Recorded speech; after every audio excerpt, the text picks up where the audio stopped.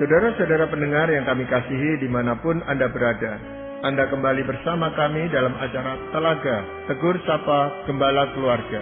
Saya Gunawan Santoso dari Lembaga Bina Keluarga Kristen akan berbincang-bincang dengan Bapak Pendeta Dr. Paul Gunadi. Beliau adalah seorang pakar dalam bidang konseling.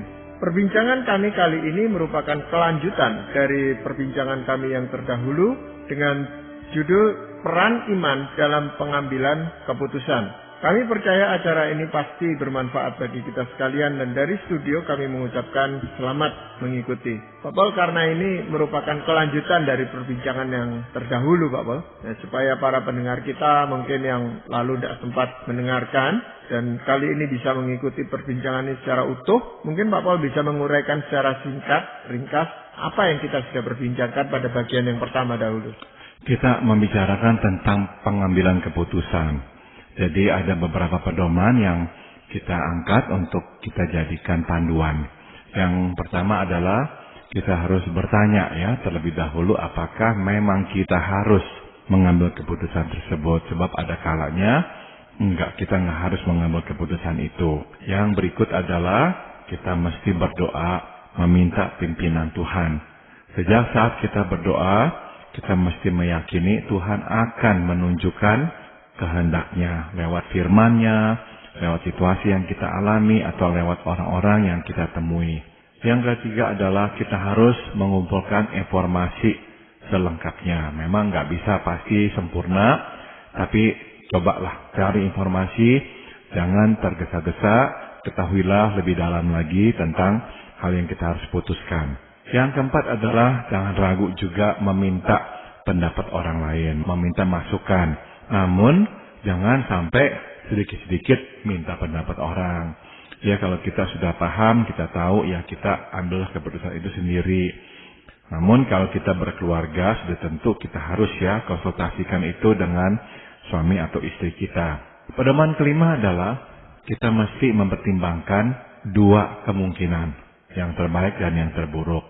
Kadang karena udah terlalu ingin dan begitu bernafsu, ya udahlah kita mengabaikan kemungkinan terburuk. Jangan, kita harus lihat dua-duanya.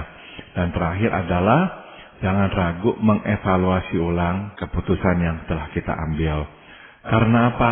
Kadang ada informasi baru yang kita ketahui. Memang ada hal-hal yang nggak bisa kita ubah lagi. Kita udah menikah, ya kita nggak bisa berkata, sorry, saya ulang lagi dah nggak jadi pilih kamu. Ya nggak bisa begitu. Tapi ada hal-hal lain yang memang kita masih bisa revisi. Jadi jangan ragu untuk berkata, ya kok keputusan saya keliru, ya udahlah sekarang saya mau ubah atau lakukan hal yang berbeda. Ya memang sekalipun kita itu sudah berusaha maksimal untuk mengambil keputusan yang benar Pak Paul ya, tetapi kita sebagai orang beriman ini tetap tahu bahwa sebenarnya penentu terakhir itu adalah dari pihak Tuhan sendiri. Jadi kita perlu mendekatkan diri, perlu meminta bimbingan, petunjuk dari Tuhan, Pak Paul ya. Nah, di sini peranan iman itu kan penting sekali, Pak Paul. Ini kan berkaitan dengan hubungan dengan Tuhan. Kita harus beriman gitu, Pak Paul. Tetapi ini bagaimana aplikasinya, Pak Paul? Ini pertanyaan yang baik ya, Pak Gunawan. Sebab kita tahu kan manusia merencanakan, Tuhan yang menentukan. Jadi mungkin ada di antara kita yang berkata, kalau begitu kenapa pusing-pusing merencanakan? Tuhan akhirnya yang menentukan kok. Jadi ya, kita mau cobalah bahas ya. Mungkin saya nggak bisa memberikan jawaban yang pasti atau apa, tapi saya mau mengajak kita semua memikirkan hal-hal ini dengan lebih saksama, yaitu peranan iman dan Tuhan dalam pengambilan keputusan. Jadi yang pertama yang mesti kita ketahui adalah Tuhan Yesus sendiri mendorong kita untuk meminta. Sebagaimana dicatat di Matius pasal 7 ayat 7. Mintalah, maka akan diberikan kepadamu. Carilah, maka kamu akan mendapat. Ketoklah, maka pintu akan dibukakan bagimu. Singkat kata, berdoa dan meminta sesuatu kepada Tuhan adalah hak istimewa yang diberikan oleh Allah Bapa kepada kita anak-anaknya untuk dimanfaatkan. Jika demikian, maka meminta Tuhan memandu kita dalam mengambil keputusan adalah suatu tindakan yang selayaknya dilakukan. Tuhan nggak akan memberikan kepada kita perintah itu kalau dia nggak serius ya. Dia pasti serius waktu dia berkata mintalah, Ketoklah, maka pintu akan dibukakan. Dia benar-benar ya memang ingin mengatakan hal itu kepada kita. Nah, jadi waktu kita mau mengambil keputusan, jangan ragu untuk datang dan meminta Tuhan menuntun. Ini adalah juga perintah Tuhan. Ya, ini kan sesuatu yang positif dan aktif gitu Pak Paul, yang Tuhan meminta supaya kita itu melakukan sesuatu sebelum kita mengambil keputusan. Seperti ketuklah, mintalah, carilah. Itu kan kata-kata kerja yang aktif yang Tuhan minta dari kita. Karena banyak orang yang mengatakan kalau doa ya sudah doa secara pasif gitu aja gitu Pak Paul. Tanpa ada usaha apa-apa yang lain.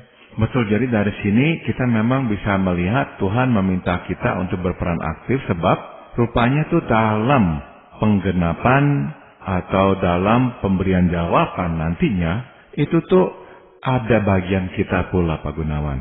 Jadi Tuhan nanti akan meminta kita berperan di dalam pengambilan keputusan ini, dan nanti keputusan akhir juga itu akan melibatkan kita. Jadi meskipun Tuhan yang menentukan, tapi dalam prosesnya Dia melibatkan kita. Ya, jadi Tuhan menghendaki kita itu tidak pasif dan pasrah gitu aja tanpa berupaya sesuatu gitu Pak Paul ya. Betul. Iya. Hal yang lain yang perlu kita pahami apa Pak Paul? Hal kedua yang perlu kita pahami adalah pada umumnya Tuhan memandu kita sampai kepada kehendak-Nya, bukan memberikan jawaban secara langsung. Jadi dalam pengambilan keputusan, pada hakikinya Tuhan tidak memberitahukan keputusan apa yang mesti diambil. Enggak loh. Ada kalanya Tuhan melakukan itu, tapi enggak sering, jarang-jarang. Biasanya Tuhan menuntun lewat proses waktu dan pengambilan keputusan hingga kita sampai pada suatu keputusan. Jadi sekali lagi yang penting adalah kita mengerti cara Tuhan menjawab doa kita waktu kita memintanya, memandu kita dalam pengambilan keputusan. Ya, Dia akan mendampingi bersama dengan kita, menuntun kita. Tapi Dia jarang langsung memberikan jawaban itu kepada kita. Nah, jadi terpenting adalah kita menyatakan ketaatan kita kepada kehendak-Nya yang final dan membuka mata dan memasang telinga untuk melihat apapun yang Tuhan hadirkan untuk menyatakan kehendak-Nya sedikit demi sedikit. Nah, sudah tentu apapun itu yang mesti diputuskan tidak boleh melanggar perintah-Nya yang tersurat di kitab suci. Iya. Artinya tidak ada pengambilan keputusan itu yang bisa dilakukan secara instan gitu Pak Paul ya. Iya. Jadi harus lewat proses yang tahap demi tahap yang harus dilalui memang itu gitu. Iya. Sebagai contoh nih Pak Gunawan ya, orang yang masih muda yang lagi berpacaran kan sering berdoa, Tuhan, apakah ini jodohku? Nah, yang diharapkan adalah sebuah jawaban langsung. Ini jodohmu atau ini bukan jodohmu. Enggak, Tuhan enggak bekerja dengan cara seperti itu. Jadi Tuhan meminta kita untuk menjalani proses, mengenal Dia terlebih dahulu, sama seperti orang lain. Namun dalam proses mengenal Dia, Tuhan akan memandu, Dia akan membukakan mata kita, melihat hal-hal yang perlu kita lihat dalam relasi ini. Nanti makin banyak bukti-bukti, baik itu cocok ataupun nggak cocok. Nah, makin kita tahu keputusan apa yang harus kita ambil.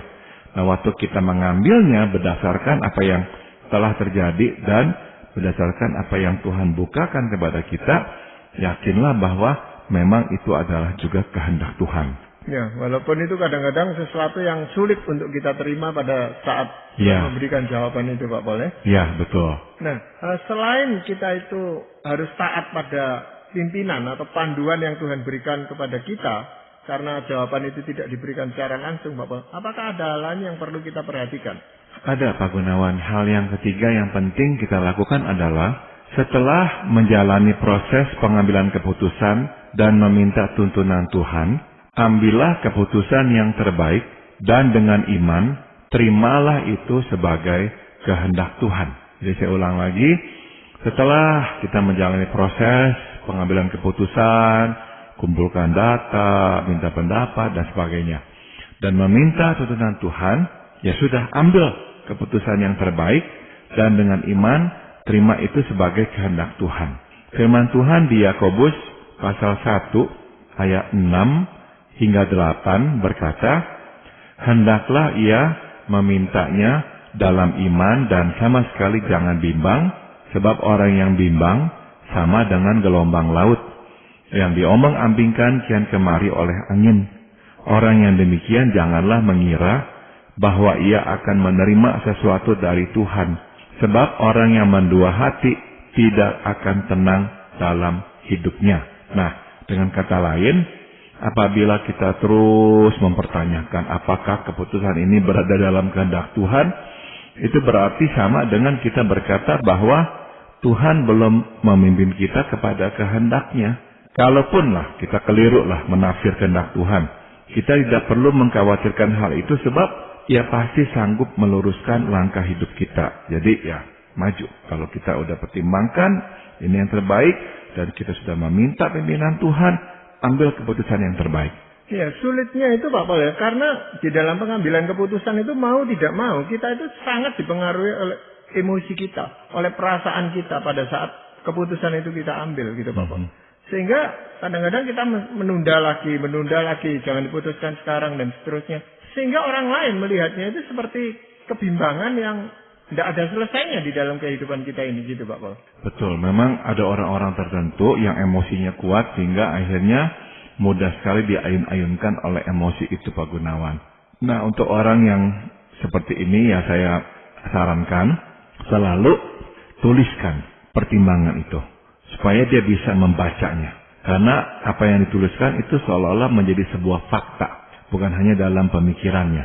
Nah, setelah dia tuliskan kenapa dia harus ambil keputusan ini, waktu dia bimbang, baca lagi sehingga dia diingatkan kembali. Nah, mudah-mudahan dengan cara itu hatinya lebih teguhlah untuk tetap ya berjalan.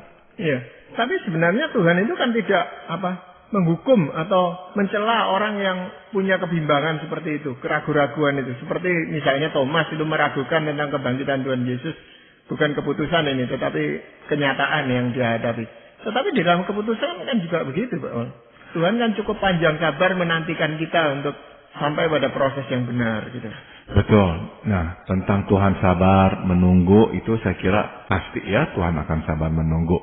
Namun firman Tuhan di Yakobus 1 ayat 6 hingga 8 memang juga mau membicarakan faktanya Pak Gunawan.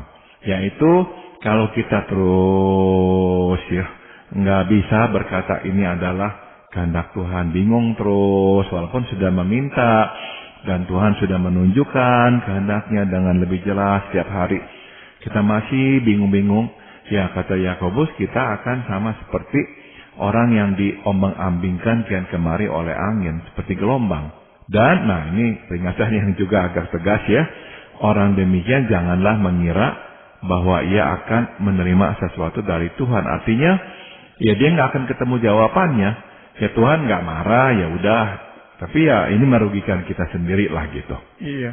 Seringkali itu pengalaman yang lampau itu mempengaruhi gitu loh Pak Paul. Misalnya kita dulunya itu pernah bulat hati seolah-olah berkata ini kehendak Tuhan, ini kehendak Tuhan. Ternyata bukan. Nah, sehingga pada waktu mengambil keputusan yang lain di kemudian hari, dia mulai gamang, mulai ragu-ragu.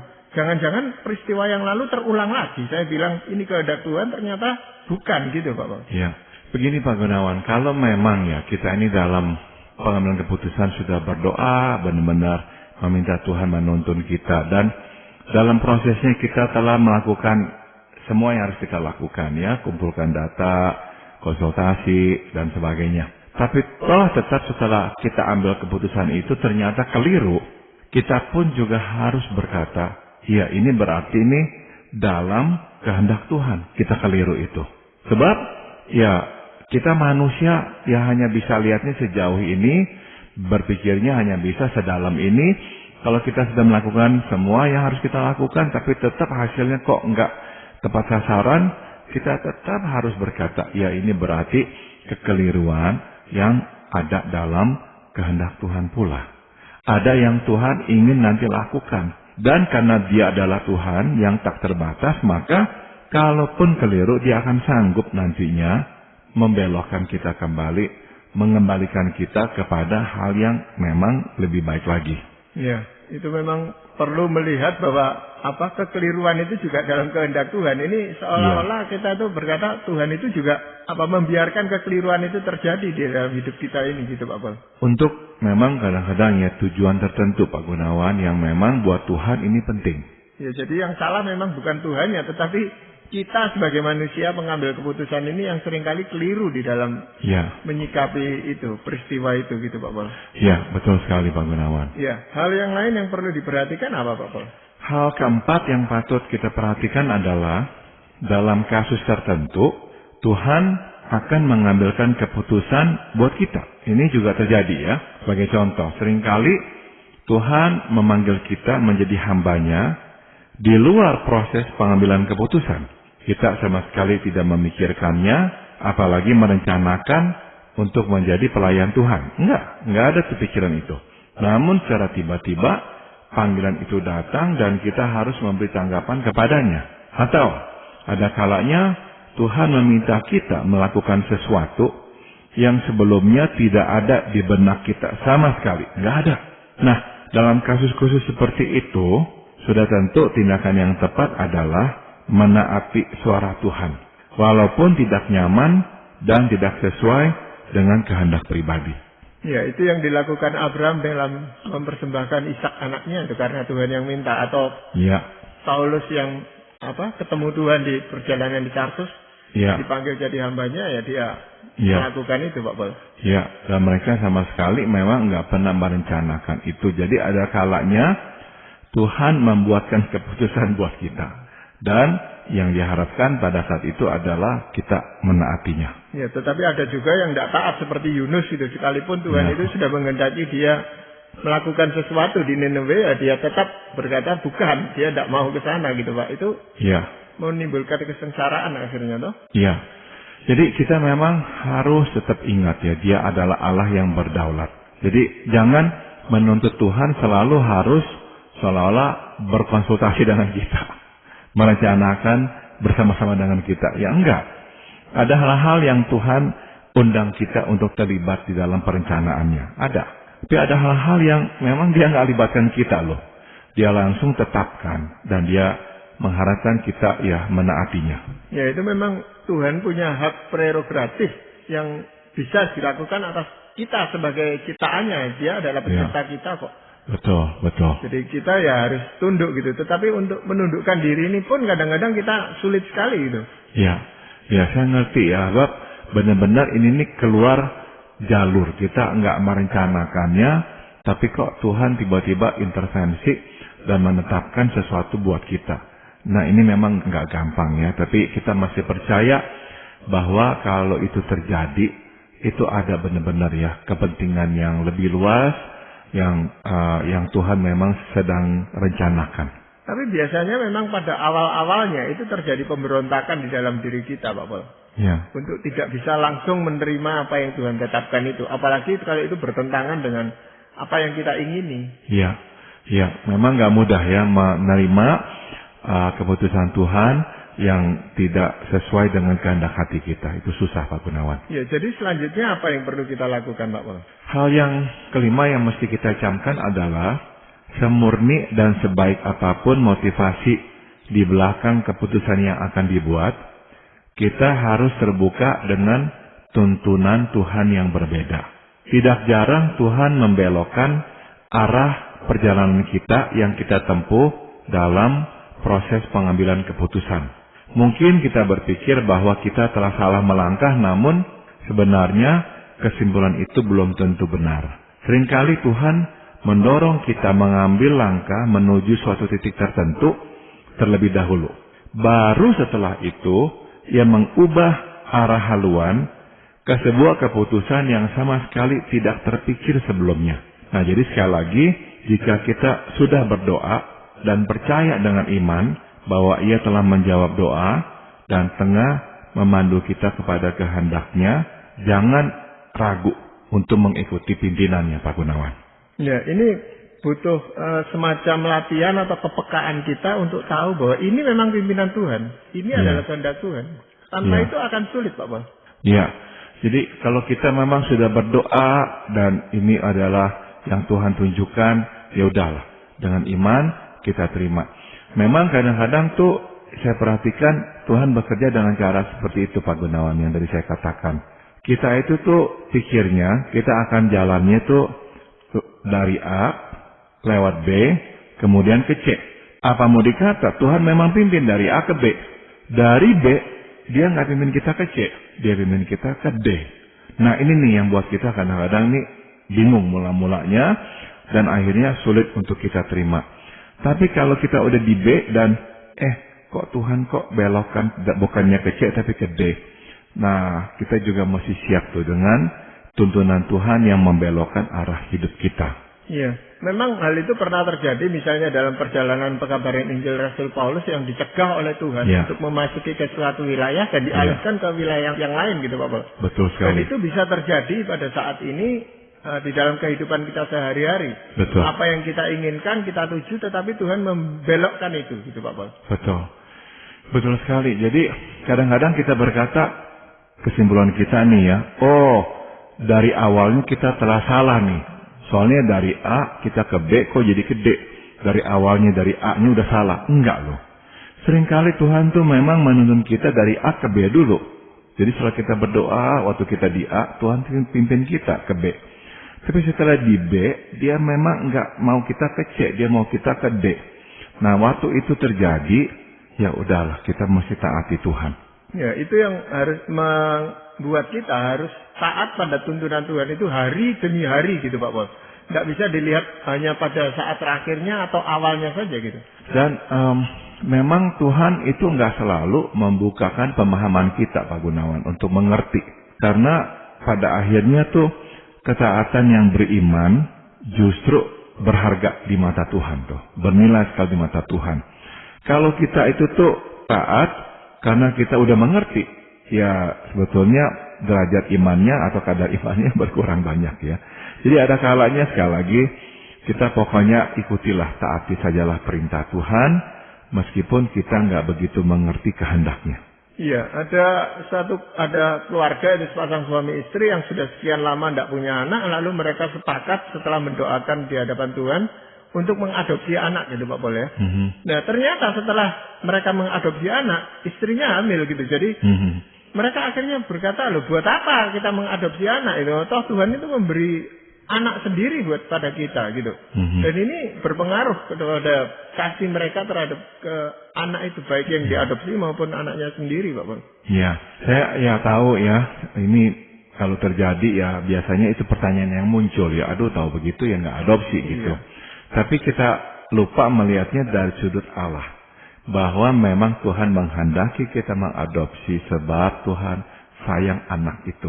Dia mau kita merawatnya. Dan kalau bukan kita, siapa yang merawatnya? Jadi Tuhan seolah-olah menunda kita mempunyai anak supaya kita bisa menaati Tuhan mengadopsi anak tersebut. Ya, jadi rencana Tuhan itu selalu lebih besar daripada apa yang bisa kita pikirkan, Pak Paul ya. Tepat sekali Pak Gunawan. Ya, mungkin masih ada hal lain Pak Paul yang Pak Paul ingin sampaikan. Hal yang terakhir adalah kadangkala Tuhan memimpin kita kepada keputusan yang merugikan kita. Nah ini nih susah untuk kita terima karena kita ini mau hanya melakukan sesuatu yang akan menguntungkan kita. Tapi enggak loh. Kadangkala Tuhan memimpin kita kepada keputusan yang akan merugikan kita. Pada waktu Ia melakukan hal itu, yakinlah bahwa kerugian itu berada dalam kehendaknya dan demi kepentingan kita pula. Tidak selalu Tuhan menuntun kita kepada keputusan yang membuahkan hasil seperti yang diharapkan. Saya berikan contoh tentang Corrie ten Boom.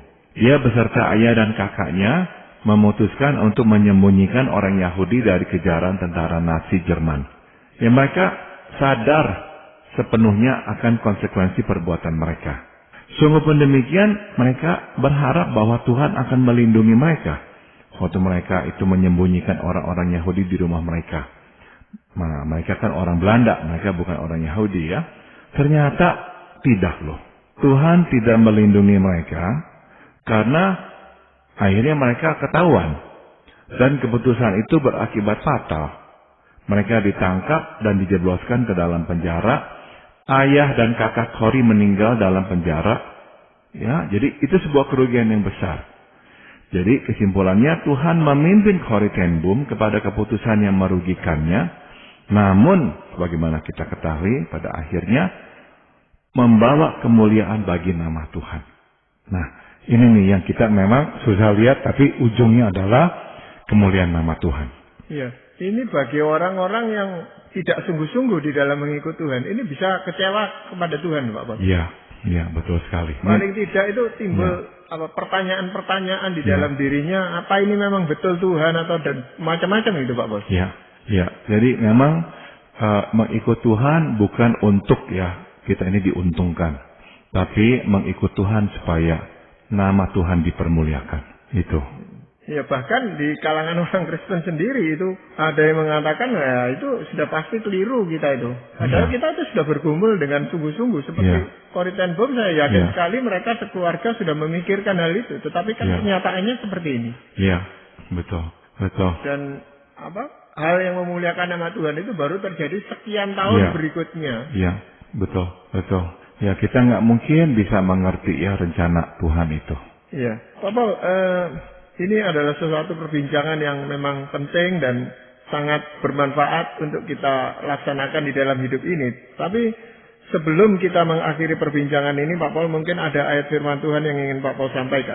Amsal 16 ayat 3 mengingatkan, serahkanlah perbuatanmu kepada Tuhan, maka terlaksanalah segala rencanamu. Tugas kita sebagai anak Tuhan adalah mengerjakan bagian kita dalam proses pengambilan keputusan dan terus berdoa selama proses berlangsung. Setelah itu, serahkanlah hasil akhirnya kepada Tuhan. Biar Tuhan menentukan, dan dengan iman kita percaya bahwa apapun hasilnya, itu berada dalam kehendak Tuhan. Ya, yang sulit itu karena kita menganggap hasilnya itu tergantung kita, bukan tergantung Tuhan. Dan belajar berserah ini memang sesuatu yang harus diawali dengan ketaatan kepada Tuhan itu tadi. Bapak, terima kasih sekali untuk perbincangan ini, dan para pendengar sekalian, kami juga mengucapkan banyak terima kasih Anda telah mengikuti perbincangan kami dengan Bapak Pendeta Dr. Paul Gunadi dalam acara Telaga, Tegur Sapa Gembala Keluarga. Kami baru saja berbincang-bincang tentang peran iman dalam pengambilan keputusan bagian yang kedua. Bagi Anda yang berminat untuk mengetahui lebih lanjut mengenai acara ini, silakan menghubungi kami lewat surat. Alamatkan surat Anda ke Lembaga Bina Keluarga Kristen atau LBKK, Jalan Cimanuk 56 Malang. Kami juga mengundang Anda mengunjungi situs kami di www.telaga.org. Saran-saran, pertanyaan, serta tanggapan Anda sangat kami nantikan.